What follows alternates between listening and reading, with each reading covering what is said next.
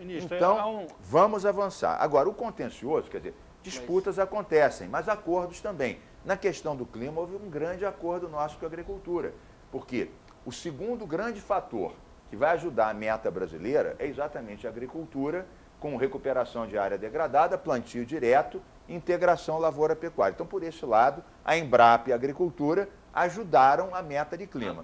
Em outros lados vai haver disputa, mas isso acontece em todos os governos. Não é só no Brasil que acontece isso. Você vai para a Europa, né? Alemanha, Inglaterra, você acha que não há, quando vai se fazer uma indústria, uma estrada, que não há discussão? Essas discussões acontecem. Eu acho que a gente está tratando esse assunto com transparência e dignidade. Eu acho que o meio ambiente está ganhando muito mais as questões que estão em disputa. Mas, ministro, a Constituição diz que a questão do meio ambiente, ela será administrada, no caso aí, tanto pela União, pelos estados e municípios.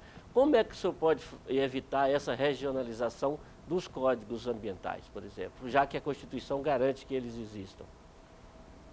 Isso é muito simples. Eu fui deputado estadual 20 anos e fiz mais de 100 leis no Rio de Janeiro. Leis sobre tratamento de esgoto, educação ambiental, passe livre, em suma, várias leis. Você não pode ter uma lei estadual contra uma lei federal. Você pode legislar quando há vácuo, ou quando não há uma definição na lei federal, ou você pode tornar essa lei mais rigorosa, coisa que eu fiz no Rio de Janeiro, na questão do amianto, do chumbo da gasolina, coisas que não eram proibidas nacionalmente, a gente pode. O que não pode acontecer é, por exemplo, uma lei federal diz, tem que proteger 50 metros de tal classe de rio. Aí um estado fala, não, mas aqui basta proteger 5. O Brasil não é que nem os Estados Unidos. Nos Estados Unidos tem estados que têm pena de morte, que não tem. O estupro aqui a pena é 30 anos, lá é 10. Não é assim. O Brasil, a legislação é uniformizada, sendo que os estados podem legislar aonde não há lei federal ou tornando mais rigorosa. O que alguns estão querendo fazer é, não conseguindo afrouxar a legislação federal, transferir para alguns estados para eles dizerem, não, aqui é completamente diferente. Isso não está certo, porque você não pode... Por exemplo, um rio que separa Paraná de Santa Catarina, o mesmo rio. Aí aqui, em Santa Catarina, você vai proteger 5 metros, no Paraná vai proteger 50. Não, isso não tem sentido. Mas o senhor não acha que, por exemplo, que há uma balbúrdia legal no Brasil em que, durante um tempo, você tinha obrigatoriamente de desmatar 50% da Amazônia. Posteriormente se proibiu. Em 1996, o governo Fernando Henrique, vendo que estava se desmatando tudo, baixou a medida provisória, quando reserva legal 80%. 80% da reserva é legal. Mesmo assim, não se parou de desmatar. Mesmo assim, a cada ano se apresenta, não, então vamos fazer até tal ano. Enquanto não se define isso, quer dizer, ninguém também dá a menor bola para essas leis e continuam fazendo, sabendo que, já que dia 11 agora entra em vigor a obrigatoriedade da averbação da reserva legal. Mas já se sabe que isso vai ser adiado. Ou seja, a pessoa está lá e diz, eu não fiz, mas também vai ser adiado, eu não vou fazer. Então, quer dizer, esse fato de não existir isso não leva a não ter uma definição de legislação em que as pessoas possam dizer, agora sim, agora eu vou ser punido. E a coisa ficar solta e as pessoas ficam fazendo a vida inteira até que aquilo tudo se consolide? Olha, algumas coisas que você está dizendo realmente aconteceram. O Código Florestal tem mais de 40 anos. Nessa época nem havia ambientalistas, né? Estão atribuindo aos ambientalistas questões que foram produzidas onde não existia movimento ambientalista forte no Brasil. Quer dizer, eu sou ministro há 1 ano e meio. Uma das primeiras coisas que a gente fez foi o decreto de crimes ambientais.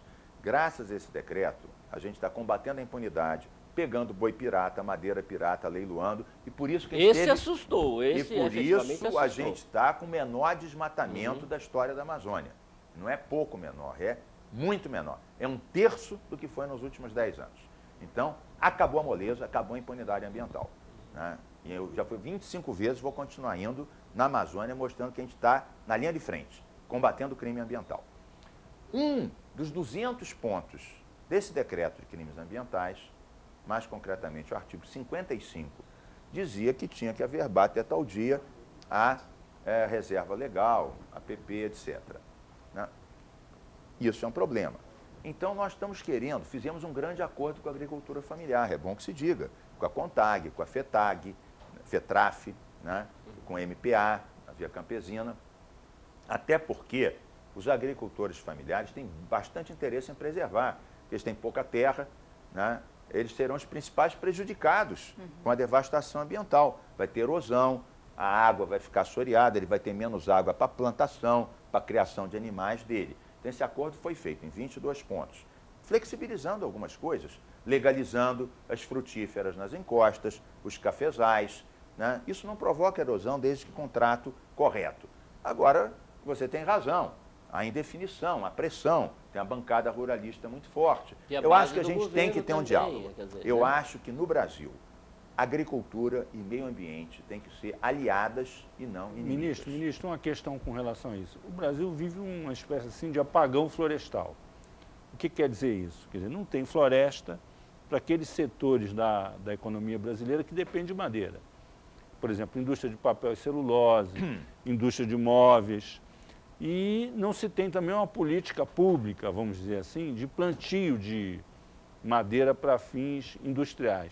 O que existe nessa área, inclusive, é muito contestado pela área ambiental. Por exemplo, plantação de eucalipto. Em muitos lugares há uma rebelião contra a plantação de eucalipto. Como é que essa questão está sendo tratada pelo Ministério?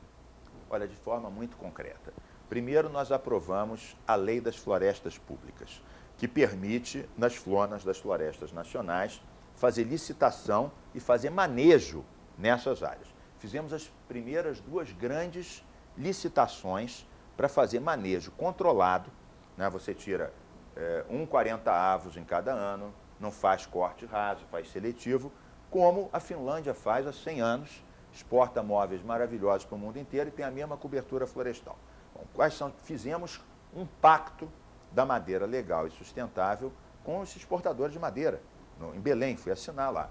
Eles se comprometem a só comprar madeira de área legalizada, licenciada, de manejo, e nós nos comprometemos a aumentar a oferta da madeira legal.